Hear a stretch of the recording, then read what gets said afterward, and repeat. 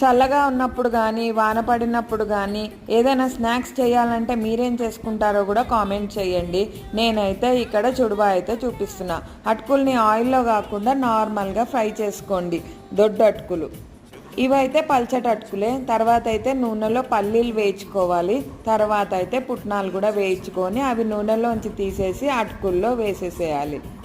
తర్వాత అయితే కార్న్స్ ఉంటాయి కదా, ఆ కార్న్స్ కూడా ఆయిల్లో ఫ్రై చేసుకోవాలి. పెద్దగా ఇట్లా ఇదైతే అన్నమాట మనకు తినడానికి అటుకుల్లాగా. తర్వాత అయితే ఉప్పు, పసుపు, కారం కూడా వేసుకోవాలి. గార్లిక్ ఇక్కడైతే తిరగమూత వేస్తున్నా. ఆవాలు, జీలకర్ర, మినప్పప్పు, ఎండుమిరపకాయలు, కరివేపాకు, గార్లిక్ కూడా వేసాను, అది స్కిప్ అయింది.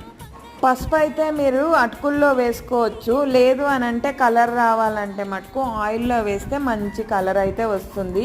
అవన్నీ వేసేసిన తర్వాత తిరగమూత కూడా ఇందులో వేసి కలుపుకున్న తర్వాత తింటే బాగుంటుంది మరి.